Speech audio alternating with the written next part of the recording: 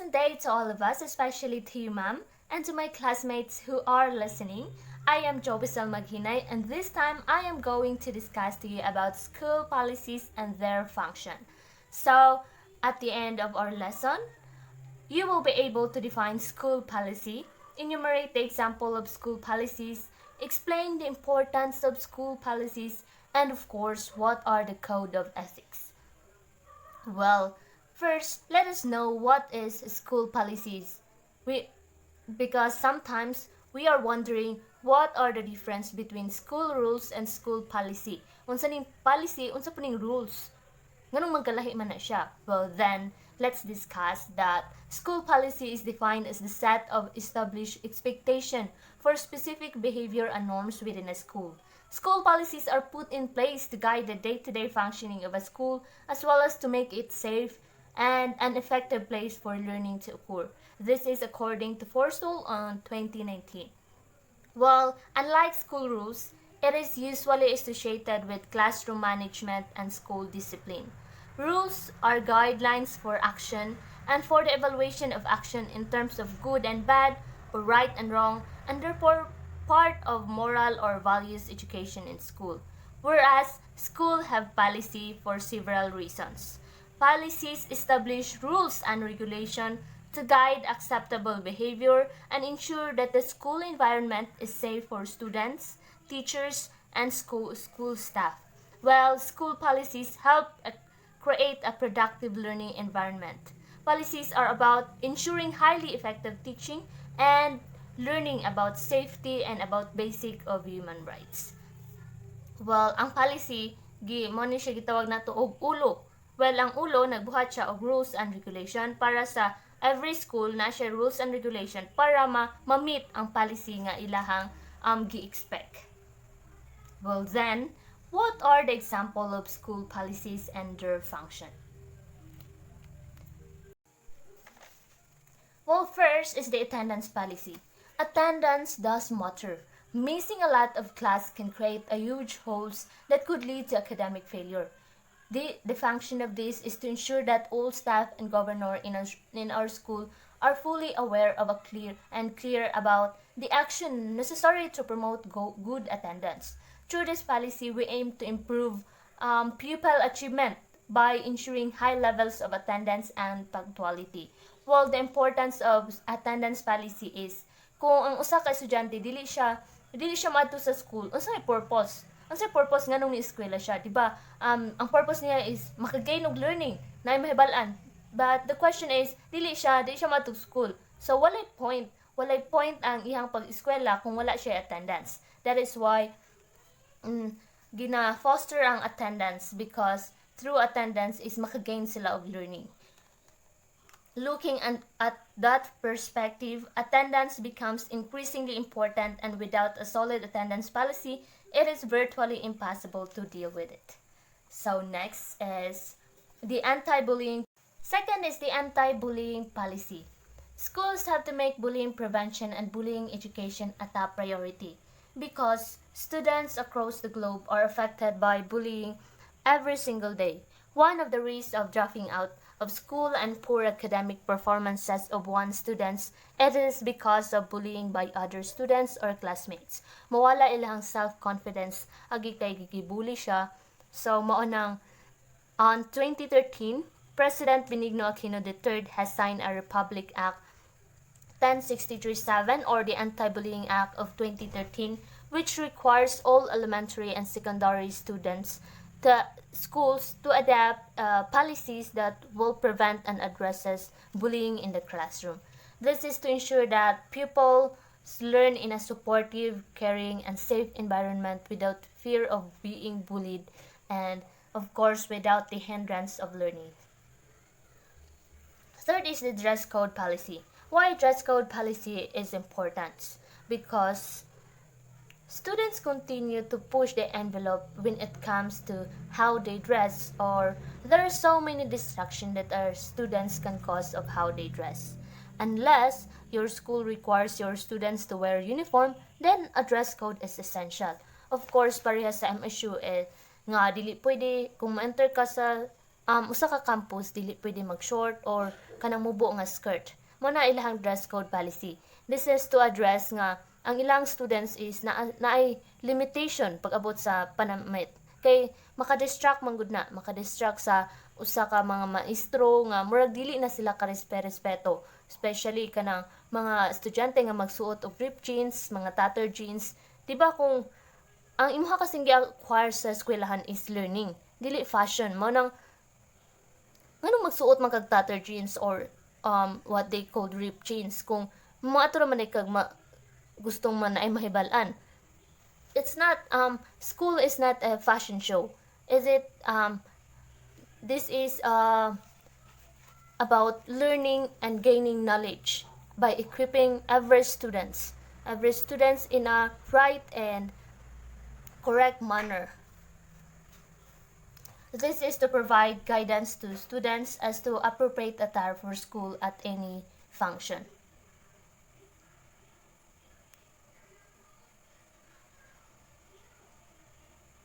Fourth is the school protection policy.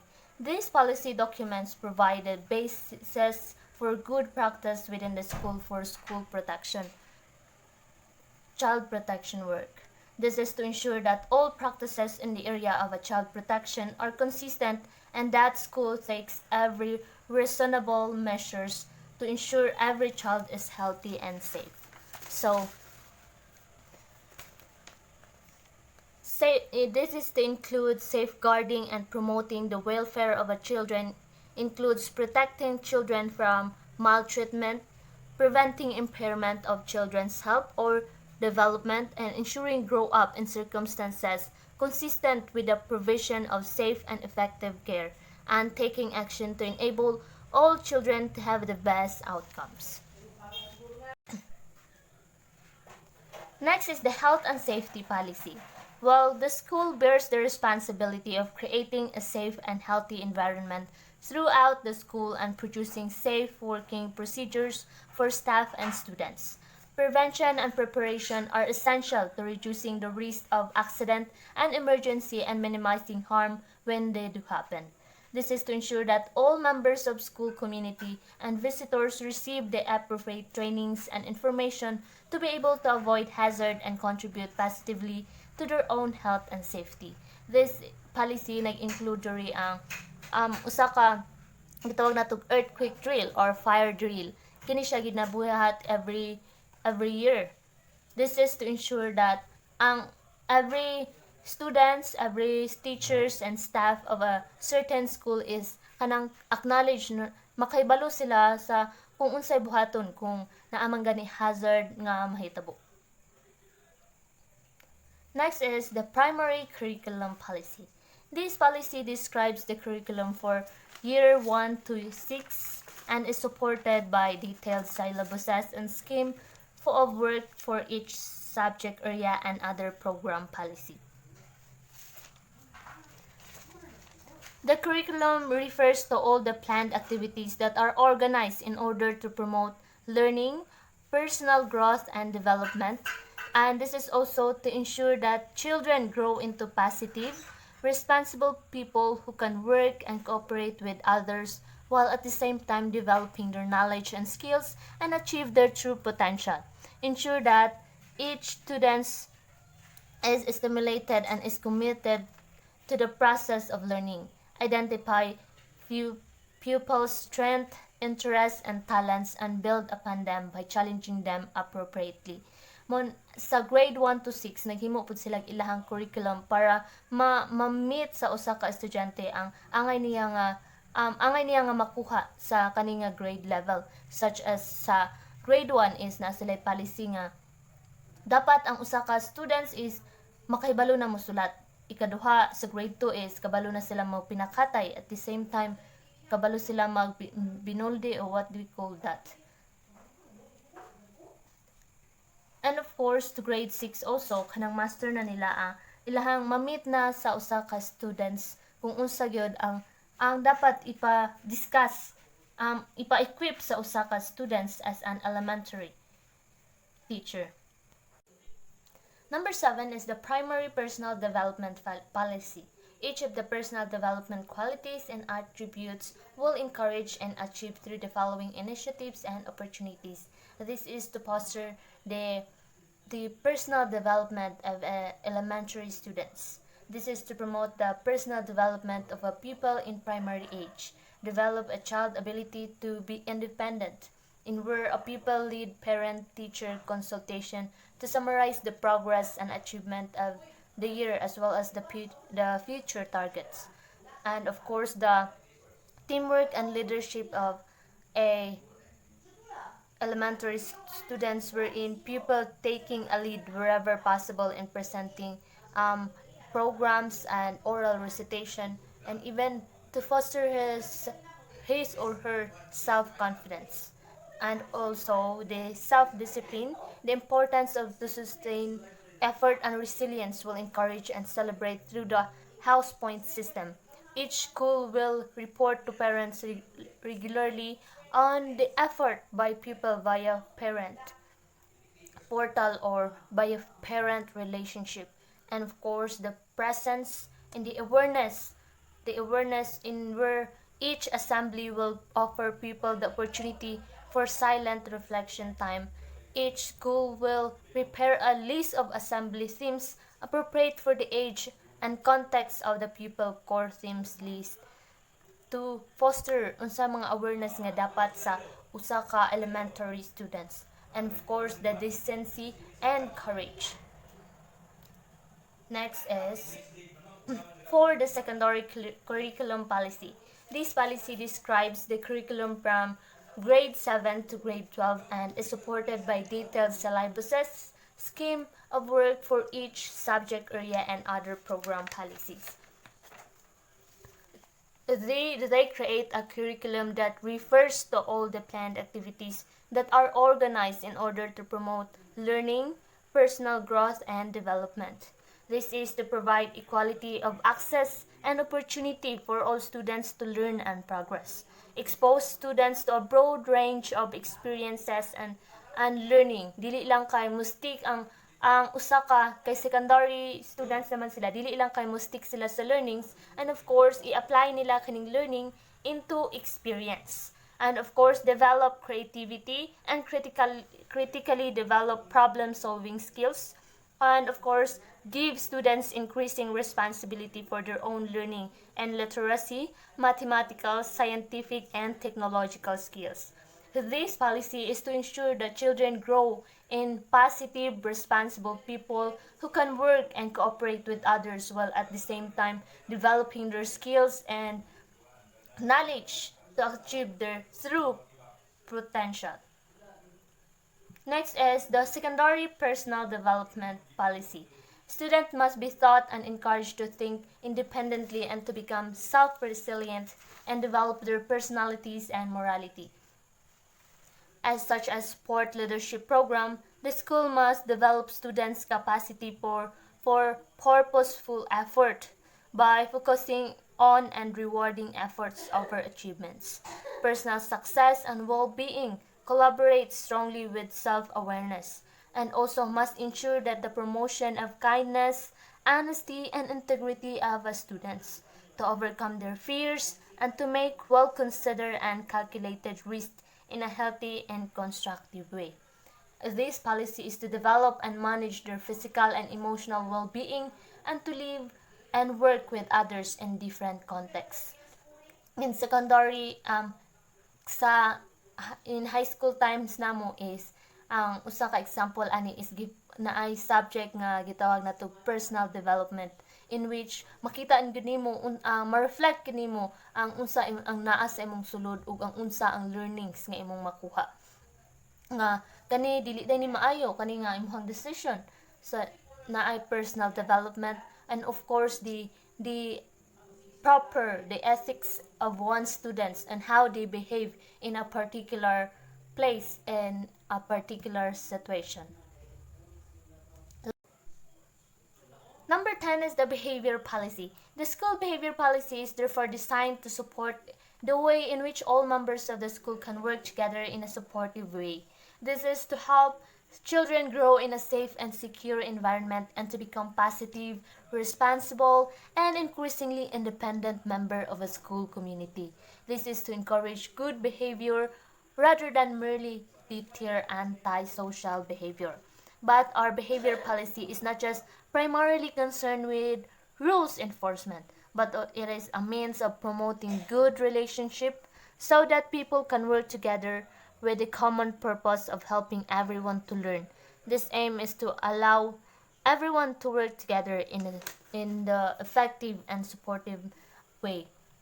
This policy is gina-foster nila ang behavior, not just behavior sa students but of course and how the teacher react to one students. Dili lang kay ang teacher ang ilahan gi-focus ani and of course the behavior of the staff and the teacher and how they react to a certain situation. Nga dili lang kay ang ato ang inner self ang ato ang paminawon but of course we must have a good conduct and how we behave in a certain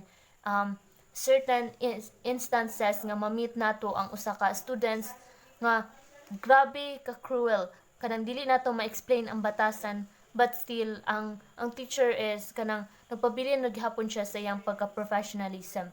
Mao nang gi-encourage kini nga behavior policy is because daghan kasing mga students nga makaingon tag wala nay batasan. Then inagmasuklan sila sa maestra, ila din pakasuhan ang maestra. Which is not correct kasi ang teacher is nagabuhat sila sa ilahang task not just to promote learning but of course to foster behavior of one students nga dili mao ang binuhatan sa usa ka estudyante nga inanaon lang ang usa ka maestra. Other example of school policies are cell phone policy in which dili pwede magamit og cellphone when kanang ang maestra is nag-discuss, respect policy, student code of conduct, student discipline, student search and seizure policy, fighting policy, and substitute policy. So now let's move on to the importance of school policies. Well, the importance of school policy is first is to develop quality and safety education. It helps a school establish model operating procedure and create standard of quality for learning and safety as well as expectation and accountability. Without this, institution would lack the structure and function necessary to provide educational needs of students. Internal controls. Policy form as a control mechanism that will effectively limit the behavior of teaching and non-teaching staff.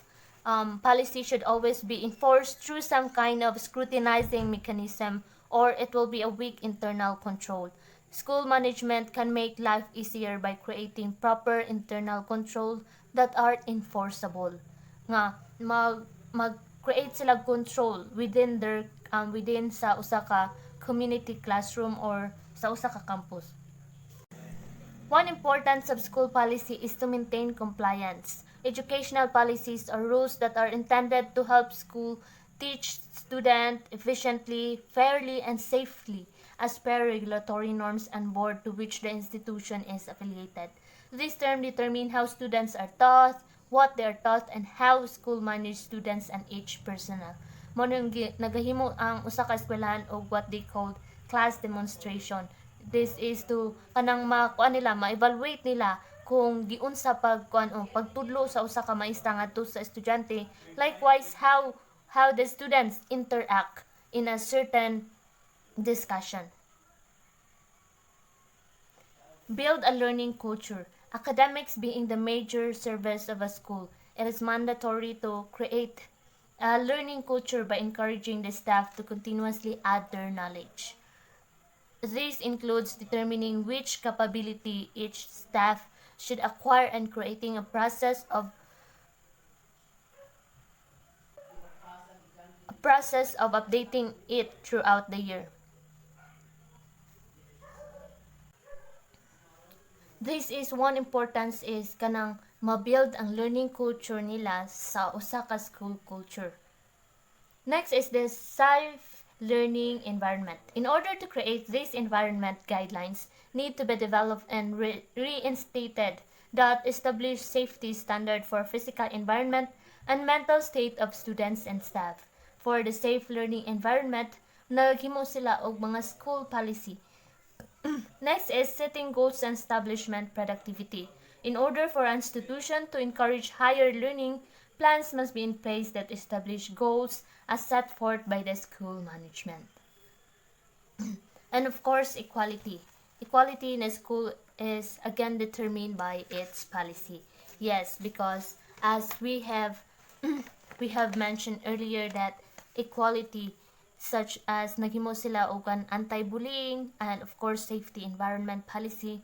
This also rules in place to make sure that children with disability or slow learner receive the same access to an education as other students did.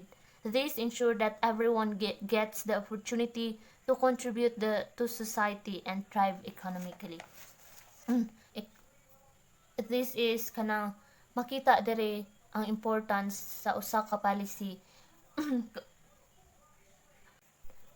kay bisan unsa man imong capacity, whether you are slow learner or fast learner, naa sila right nga ma-learn nila o ma-meet nila ang mga syllabuses o mga standard of learning nga ilang kinahanglan. And of course, teacher engagement.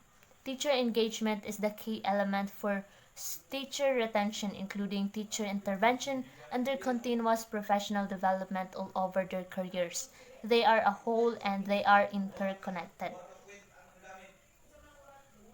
Next is the stakeholders' involvement. This is extremely important that everyone is involved in policy making and each stakeholder has his or her role, should be able to take that role in the process. In where ang students, ang teacher, o ang stakeholders is kanang maka-create sila relationship para ma-mold ang ability sa usa ka estudyante nga makakuha gid siya og proper og quality way of learning. So now let's move on to the code of ethics. Well, code of ethics in general are adopted by organization to assist members in understanding the difference between right and wrong and in applying that understanding to their decision. The code of ethics for professional teachers also serves as a guide for teachers, specifically to new teachers, for them to exhibit proper behavior to the learning community at all times. It is imperative that you observe and practice this set of ethical and moral principles, standards, and values. This code ensures that students receive a fair, honest, uncompromising education. A professional code of ethics outlines teachers' primary responsibilities to their students and defines the role in students' life. Educators must demonstrate impartiality, or states that decisions should be based on objective criteria rather than on basis of bias, prejudice, and preferring to benefit one person over another for improper reason. Integrity and ethical behavior in the classroom, whether virtual or in person, and their conduct with parents and co-worker. This code of ethics kanang himo ni siya para sa mga educators as their guide nga unsa ilang buhaton ug unsa angay ug dili nila buhaton. Unsa pod ang rule nila sa kinabuhi sa estudyante. Nganong na may code of ethics ang usa ka educator, magunsa man din sila, di ba? Ang rule nila is magtudlo ra, sige tudlo, but not dili di ay. Ang rule sa usa ka students is na siya process. First is, students must be the priority. Teacher must model strong character traits including perseverance, honesty, respect, lawfulness, fairness, patience, and unity. As an educator, teacher must treat every student with kindness and respect without showing any favoritism, prejudice, or partiality.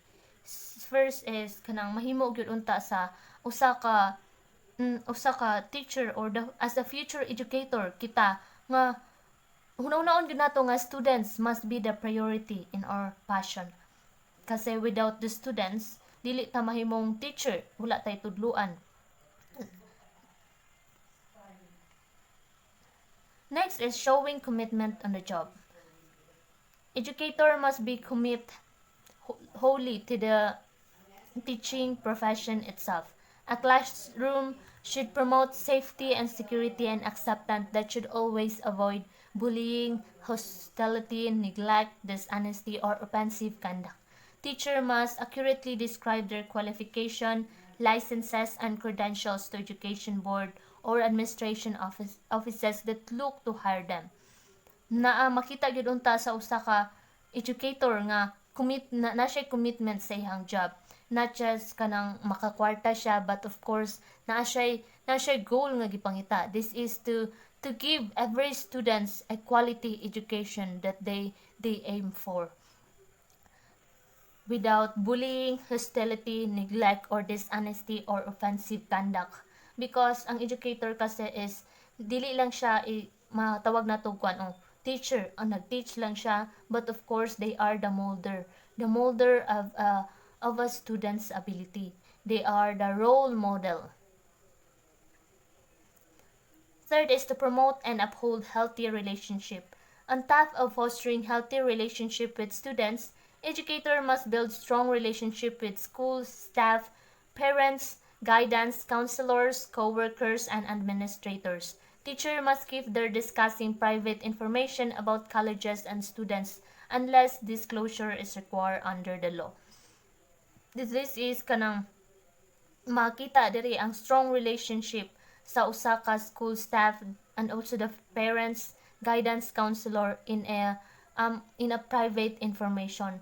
Dili ang ta sa usa ka future educator is dili niya mahimong ipanabi kung unsa iyang nahibaw-an sa laing ginikanan or sa laing partner sa ilang community. Dili na siya maayo. 4 is never stop learning. An educator's code of conduct demands attentiveness to continuing education requirements and career development. Teachers must spend time researching new teaching methods, attend classes for maintain their certification, consult colleges for professional advice, stay informed on technical advancement for the classroom, and participate in curriculum improvement. Mo nang gihimo sa mga students karon is naa sila'y mga seminars because an educators never stop learning. Dili sila muundang sa ilahang learnings bisan nag-teach sila og mga learners, but of course they are learning too. Naa kasi fast forward is ang high school teacher is nag-ingon siya nga bisan kami mga teacher nagtuon ra gihapon because we aim nga ang amuang kanang gitudlo amo apong natun-an ug kani amo ang natun-an mahatag namo ni sa usa ka estudyante. Dili lang kay nagpataka lang mig yama diri sa atubangan, but of course sinagkuan namo gibilaran namo kay para mahatag gid namo kung unsa inyo ang kailangan. Mahatag gid namo ang quality education, not just nag-discuss lang unya matulog ra di ay mo. Mao nang without remembering na and realizing nga ang educator di ay is also learning further progress. So, the Code of Ethics. These are the reasons why Department of Education have their own Code of Ethics for professional teachers in the Philippines. This is the pursuant for the provision of programs and the Article 11 of Republic Act number 7836 or otherwise known as Philippine Professionalization Act of 1994 and paragraph of section 6 personal PD number 223 as amended. The Board of Professional Teachers hereby adopt the Code of Ethics by Professional Teachers. So the teachers have the responsibility to push their learners to the full potential and to develop their personality, as well as the future educators or the professional teacher. You shall be confronted with the challenges to do right things. When you are faced with professional decision that seems to have ethical implication, these are considered condition and provision of code of ethics that will guide you to determine the best action. Dili lang kay diri ta mo stop sa atong lesson, but of course as you explore the code of ethics for professional teachers in the Philippines, naani siya mga preamble, naani siya mga mga article nga dapat nimong i-follow. Well, as a future educator is may bawaan nato ni kung unsa gyud og taman ang nga taman nga maabot ang usa ka teachers, not just for teachings but of course building a relationship within the community. As mandated in the Code of Ethics for professional teachers, you have the responsibility to interact positively with parents, community members, and other stakeholders of the school, such as contact with parents must be conducted regularly and be kept professional and free from arguments. If you have an issue with parents, community members, or stakeholders, it must be presented during meetings and conference. Being teachers or as a teacher, you must recognize that education is a public service and strive to keep the public informed of the programs, projects, and activities. Well, as a future educators, it is very important to know the code of ethics for us to meet the certain standard we have as a professional teacher, and also to guide us on how and where we belong as a teacher and also a public servant, a molder and a role model to our learners. So, dili na ko taman, and I hope you got some knowledge about how code of ethics and school policies work as a future educator. Well, thank you and God bless you all. If you have a question and suggestion, just leave a private message at my FB account. Thank you.